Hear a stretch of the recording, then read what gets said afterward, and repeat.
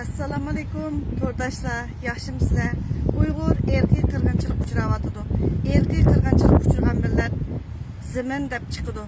Agarda mustaqillik quruq shuar bo'lsa, nimanchi qo'rqsiz, nimanchi sakraysiz, ham tinmay u yerda bu yerda tashviq qilasiz.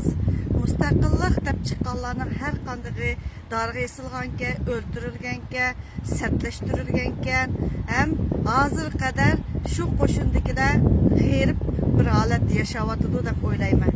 Lekin Uyg'ur shu ziminning egisi bo'lganligi uchun qirilyotidi degan narsani agar uqsangiz zimin deb chiqsiz.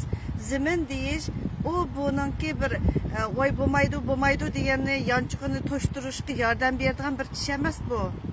O'ylab beqing, agarda siz o'zingiz ash naftin kechirsangiz zimin deb chiqa olasiz.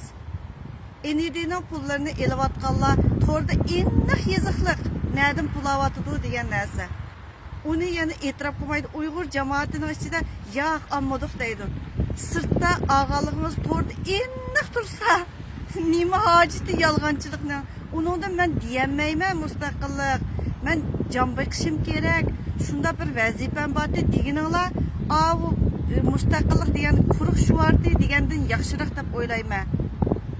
Uyg'ur erkiy qirg'inchilik uchrayotidi. Erkiy qirg'inchilik uchragan millat zimin deb chiqdi. Ziminga ega chiqdi. Rahmat sizlarga.